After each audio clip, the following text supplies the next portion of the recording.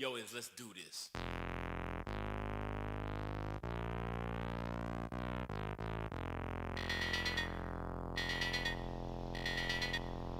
Salut Hugues, c'est René, a.k.a. Renzo, a.k.a. Ned, pour ceux qui me connaissent à la prairie. Avec moi, tu vas faire un petit retour dans le passé, plus au niveau des débuts années 90, dans ces eaux-là.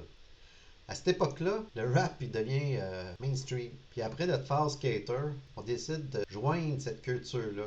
Culture des fresh puis des yo. Au niveau musique, on écoutait pas mal de West Coast gangster rap.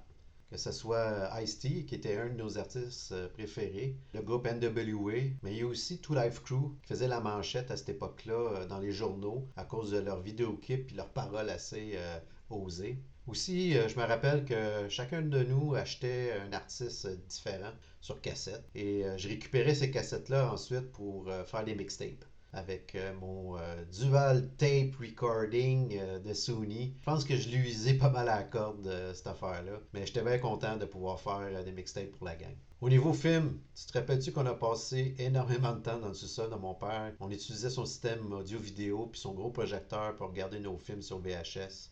Des films comme Color, je sais pas si tu te rappelles, c'était un film qui relatait l'histoire des gangs de Los Angeles entre les Bloods et les Crips. Ou encore New Jack City, en version québécoise, puis avec Ice-T en plus. Il y avait vraiment des scènes mémorables avec des sacs québécois, je sais pas si tu te rappelles. Puis aussi, il y avait le film avec Vanilla Ice, Cold as Ice. C'était son premier film, mais ça aussi, ça a été pas mal son dernier. Malgré le film qui était pas si hot que ça, il y avait quand même des belles scènes avec son style vestimentaire, ses pas de danse. Mais pour toi, là, t'avais vraiment mis un œil là, sur sa moto jaune, je me rappelle.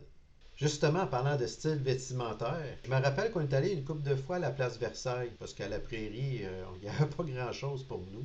Il y avait une boutique là-bas sportive. On pouvait retrouver dans le fond tous les vêtements là, qu'on avait besoin. Que ce soit les casquettes, les t-shirts, les manteaux d'hiver, et puis surtout les jackets. Important pour nous, là, il fallait que ce soit la marque Starter. Sinon, là, on l'achetait pas. Justement, en parlant de jacket, toi, t'avais ton jacket iconique, celui des 49ers, tout en gold. Fait qu'imagine-toi, tu te promènes dans la rue avec tes cheveux blonds, puis ton jacket gold. Oh mon Dieu, t'étais vraiment le golden boy. Justement, parlant de cheveux puis de hairstyle, oh mon Dieu, toi, tu l'avais.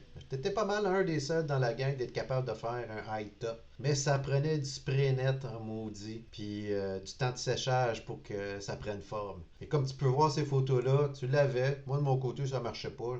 J'avais toujours une casquette sur la tête. Aussi, qu'est-ce qui est important là, dans ces années-là, là, au niveau là, des coupes de cheveux? Il y avait les fameuses lignes, là, ces côtés. Puis surtout, des fois, là, il y avait une ou deux lignes là, au niveau des sourcils. Un moment donné, justement, après avoir vu le film là, avec Vanilla Ice, qui avait justement deux ou une ligne ses sourcils. Tu avais été dans la salle de bain chez nous, prendre le rasoir de mon père pour pouvoir te faire une ligne, mais quand tu es revenu, tu avais manqué ta shot, puis tu avais toute une moitié de sourcil de rasé. On a bien ri ça. Au niveau des accessoires, oh boy, là, il y en a un petit peu plus, je dirais, controversé. C'est ceux des fameux médaillons avec le signe de Mercedes. Ça, à cette époque-là, on pouvait pas en acheter. Là. Puis, il y avait pas mal de rappers là, qui avaient ça, puis on en voulait nous autres aussi. Fait que la seule manière d'en avoir, mais c'est d'aller les prendre ces voitures. Fait que peut-être une coupe de Mercedes à la prairie qui se sont retrouvés sans signe de Mercedes. Fait que ça, je me rappelle, c'est des trucs qu'on faisait qui étaient pas trop corrects, mais on était-tu content de les avoir? Un autre style, c'est celui d'MC Hammer. C'était bien en mode d'avoir des pantalons fond de culotte qui touchaient à terre, avec des belles chemises, avec un beau print, ou avec une chemise à pois. Ça, je me rappelle bien, on magasinait ça au château. Ça, c'était au Mail Champlain. Que c'était eux là, qui avaient ces vêtements-là. Quand on s'habillait comme ça, là, c'est à cause qu'on s'en allait dans une danse. On s'en allait, je pense, c'était à Pierre Brosseau qui organisait ces danses-là à cette époque-là. En tout cas, quand on dansait là-dedans, là, on avait fière allure. Bon, bien Hugues, j'espère que tu as apprécié ces petites anecdotes-là du passé.